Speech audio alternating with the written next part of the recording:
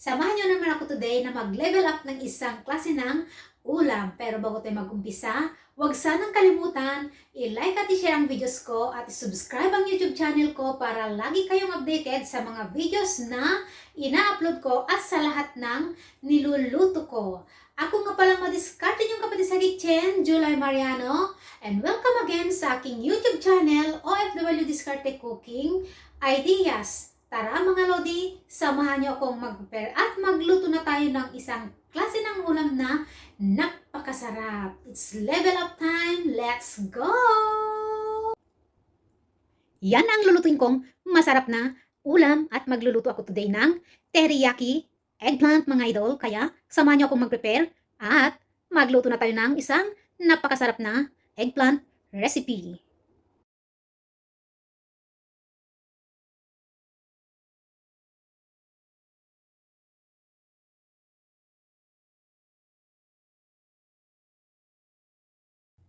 Hiwain na natin ang ating talong.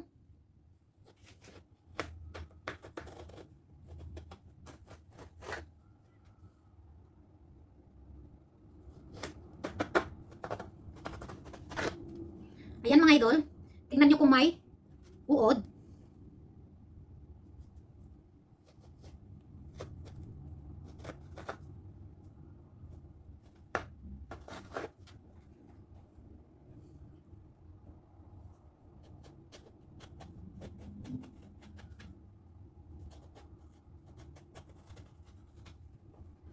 Ayan mga lodi.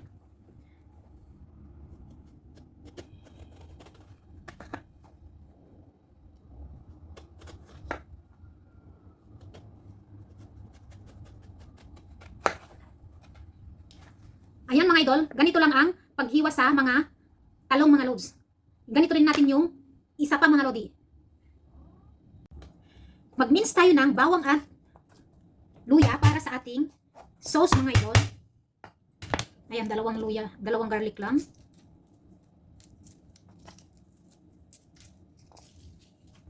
At i-mince natin ng pino.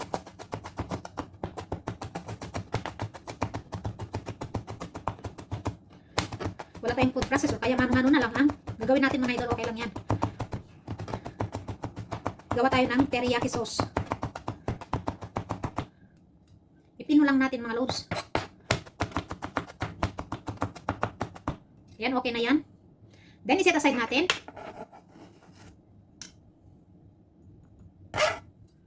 Next is yung ating luya. I-mince din natin itong mga lodi ng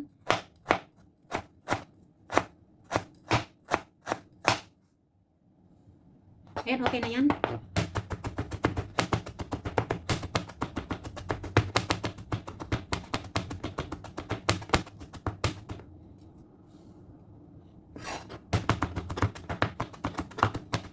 O, pinong-pino na mga lodi. Ganyan, ganyan lang. Okay na yan. Samahan nyo na akong magluto ng sauce muna mga loads. Ayan. Gawin muna natin ang ating sauce mga idol.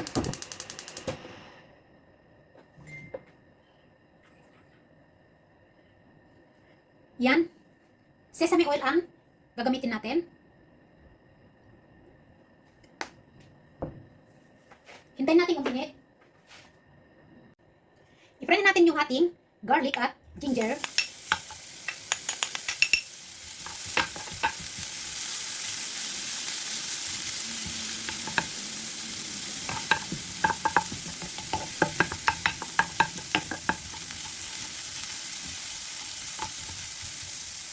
Hintayin natin mag golden brown at maglagay tayo ng tubig at lahat ng ingredients na ilalagay natin.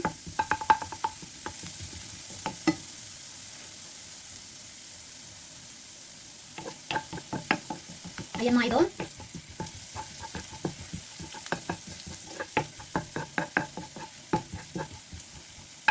Okay na yan at maglagay na tayo ng tubig para sa sauce na gagawin natin. Lagyan pa natin ng konti. At maglalagay tayo ng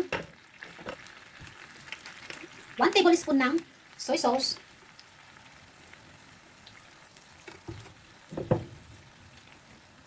2 tablespoon ng oyster sauce.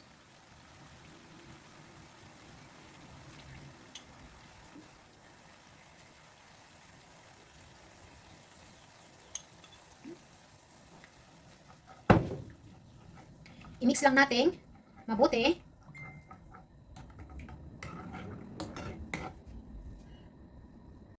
Magdagdag tayo ng black pepper.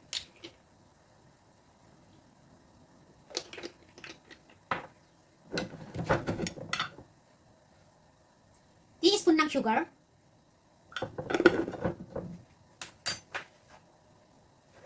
At yung cornstarch na pampalapot natin.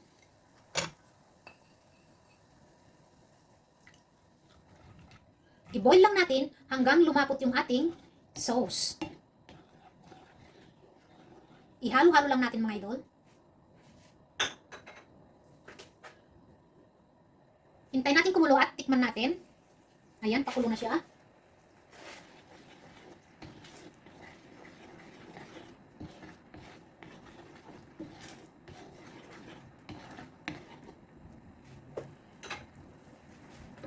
Tikman natin kung tama na yung timpla. Ang sarap mga lodi.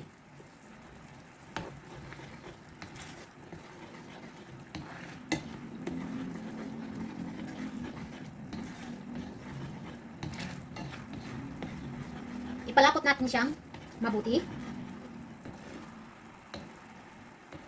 Kapag ganyan na mga idol, ayan, okay na yan at pwede na natin siyang switch off. Yan, luto na yung ating sauce.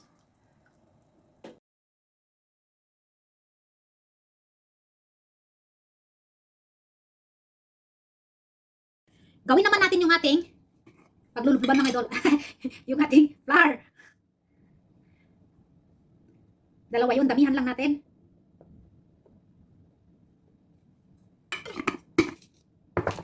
At maglagay ako ng crispy fry para hindi na ako maglagay ng maraming pampalasa mga lodi. I-mix lang natin.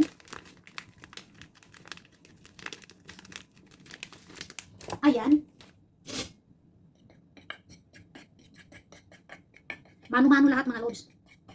I-mix natin mabuti. Paglubluban natin dun sa talong. Ayan, okay na yan mga idol. Dito natin ilagay yung ating tatlong egg na nabit. Ayan.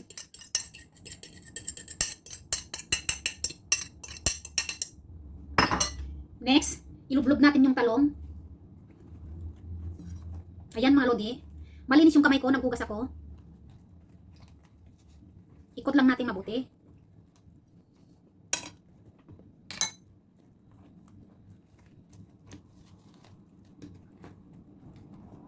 Ganyan lang ang gawin mga idol. Next is, ilublob na natin sa ating flour na may crispy fry. Ayan mga lodi.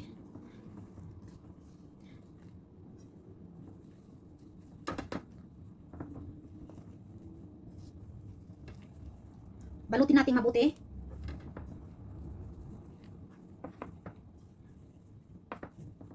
Ayan mga idol, meron pa sa loob. Balik-balik ka rin lang para makot siyang mabuti. Ang taba kasi nitong talong na nabili natin mga lodi.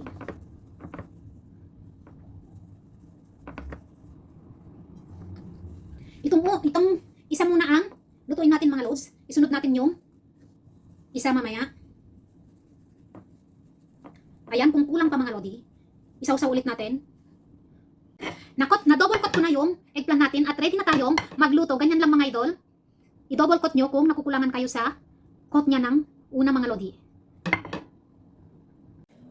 Prito na natin yung ating talong mga idol. At maglalagay ako ng cooking oil, grapeseed oil, ang oil na ginamit ko mga lodi. Ayan. Deep fry yan mga idol. At hintayin natin uminit yung ating cooking oil. Mainit na yung ating mantika mga idol. Naka-high fire yan. At from high to low fire. Then, ilagay na natin yung ating salong. Ayan mga lodi. Pag-hiwalayin lang natin para mag-crispy. Mabuti. I-medium fire natin.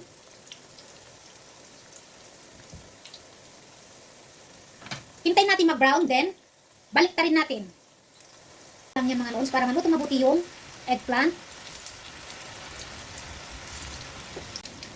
I-check natin kung nag-brown na.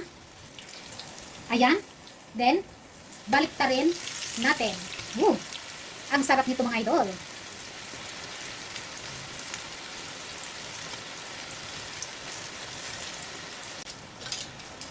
Habang piniprito ko mga idol, ang bango mga lods. Ayan. Tingnan natin kung luto na. Then mga lodi, luto na at pwede na natin siyang hanguin.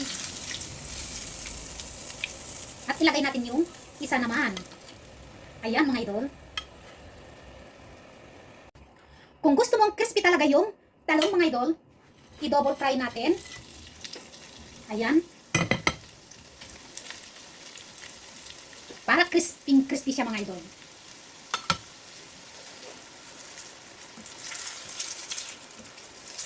Balik rin natin. Ayan mga lodi. Nag-crispy na siya. Yummy.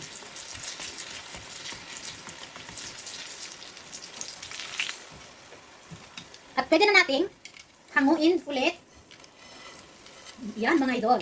At switch off na natin.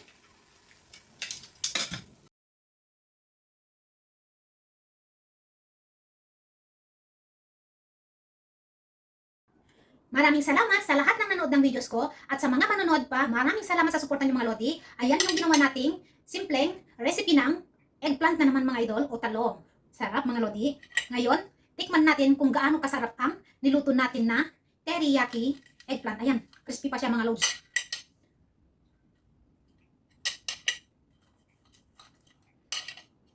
Ayan mga lodi, with the sauce. Sarap. Crispy pa rin. Ang sarap mga lodi. Try nyo gawin. Another recipe ng eggplant. Diskarte yung malupit mga idol. Ayan. Sarap.